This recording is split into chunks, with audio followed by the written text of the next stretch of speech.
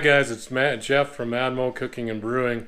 Just wanted to show you what I got going on today, and it's probably going to be a failure. So kind of like to see that. This was actually my first attempt at extract brewing. The barbecue side's coming along pretty good. I've cooked for many years, but brewing's been new to me. So I'm going to take you down to the dungeon and show you what we got. And I was going to put a second my plan was to have two different types of beer.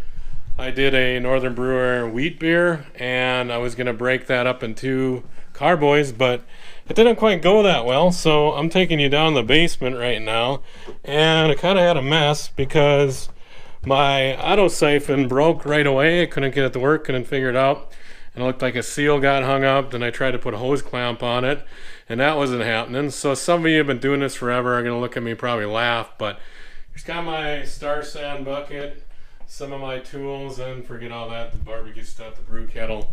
So showing some legitimacy here too. We're actually doing it. Metal burner, some beer bottles, some camping and mist. But here's what I gotta say, guys. Pardon this room, it's a little messy. I know I gotta clean it out. There's some of this stuff that's been here for a long time that I gotta get rid of. That was the previous person's house I purchased, and I just said, yeah, I'll figure it out. But what I ended up with, and I'm kind of surprised, should have known better. I started out with the 6.5 gallon big mouth bubbler carboy, the plastic one. I was going to go to glass because I was going to split them up in two. And I know most of you are going to say that's way too over full. I know it.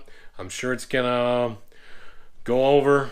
I hope, and honestly, this might be a dumb theory, but if it does, it pushes some of the bad stuff out of it, put them in the oxygen. But here it is in its glory. This is a Northern Brewer wheat beer extract beer, and I should have did a video of that one, but it was first time brewing, and I was going to do a video of this, and I thought, well, maybe I should do a dry run. And looking back at it, it would have been a nightmare because, like I say, nothing but problems with auto siphon. I went online trying to figure that out, and looked like a seal got hung up. Maybe it was defective, I don't know. I just ordered a different one, a stainless steel one, which was ridiculously expensive. But type of guy that gets myself in trouble, I get irritated, I don't like junk, so I will go try to find the best piece. So hopefully I'm happy with a stainless steel auto siphon. I'll give you a review on that. I'm not spending all the money on that guy. I'm not going to get into plastic auto siphons ever again. First experience was very bad luck. Darn near lost all the beer, and frankly, I don't know what this one's going to turn out. I'm kind of worried about that. I might have got too much oxygen in there.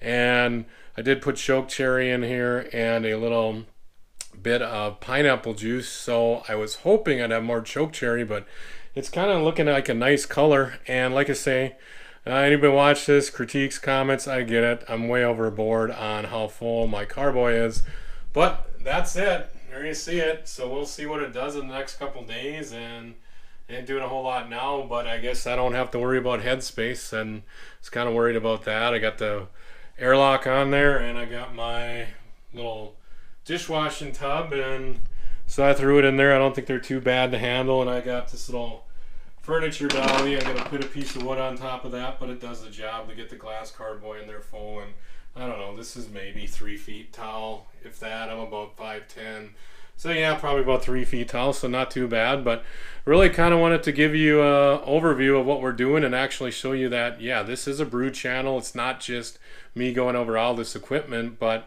I thought it was really cool to start the channel out and go over that equipment because some of you guys might be starting out. Like I say, I'm a rookie.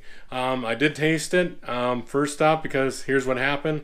Like I said, auto siphoning failed me. I tried to get it pulled out. Some of you know used them, you know what I'm talking about. Broke the candy cane off, or the cane of it, and I said, okay, now what? So what I ended up doing is the old way. So I got my germs all over in it, but there's alcohol in, so I did it by the old school way, sucked on the hose, put it in there, and let it go. And I was kind of worried about having junk in it, and I couldn't get my hose to bend in there because I had my hose for my auto siphoning, which was only about a 3-foot hose. So I had a switch for my carboy, which was a big mouth bubbler. I got one in cleaning right now. We can show you one of them, those of you. I'm sure most of you seen them, but I couldn't get the hose to work in that, so I took a kitchen kettle and a strainer, and I know that's a sin, never use a strainer, but I try to be really careful. And here's the bubbler cleaning away. And I don't know what this is stuff that came with the brew kit. And I didn't buy any more of this. I don't know what people think of this. If you're on there, comment, let me know. But just some one step, and threw some of that in there. So it's a cleaner, supposed to sanitize. I don't know if I buy that, but I'll let it soak in there. And kind of fortunate to have this laundry sink. It's working really good for this. So threw my carboy in there. I'm not really too worried about the back side, bottom side of the bubbler is getting scratched up, but I tried to make sure that was really clean. My Star Sand, guys, so yeah, I'm not being totally crazy. But like I say, everything I've been doing is off of YouTube, kind of going with my own flow. Been to a couple homebrew festivals and stuff like that, watched them put it together a little bit, but it's all trial and error for me, so I kind of like doing this. Even if it turns out bad, I got another brew coming up. Some of you might notice I posted the barley crusher, and looking back too, guys, I wish I would have probably upgraded. There was another brand, I can't recall, a little more expensive, but barley crusher's hiding down there. Had to put a base plate on that, so gotta be a little handy with this stuff. And as you can see, I got a little mess to clean up, and I did spill some beer. I did spill some choke cherry back here. Luckily I got my big yellow mop bucket, so I'm gonna clean this up. I just kind of want to show you this and show you that, you know, the channel is the real deal. There's the barbecue equipment, there's the brew kettle, that's lodge plate, another project I got, more bottles like I was showing, my PBW over there, and sugar flavorings. I don't know what I think about those. Maybe I'll try them when I first got into this, like a kid, you know, you want to try everything, but heard some bad reviews on that.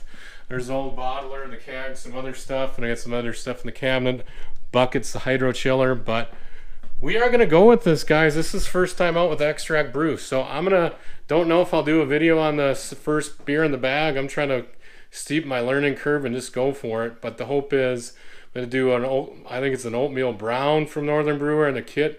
But I got to grind my grain on and all that, so we'll have to get that learning curve over.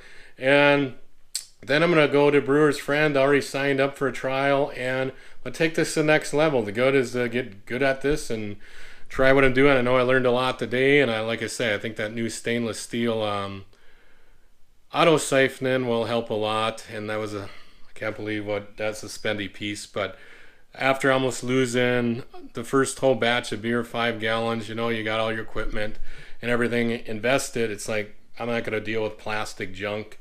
I'm sure, you know, I went on the forum trying to figure out, there's several people that had a plastic one 10 years, no problem.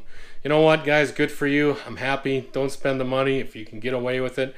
Murphy's Law kind of always works for me. If I don't do overkill, it seems to break.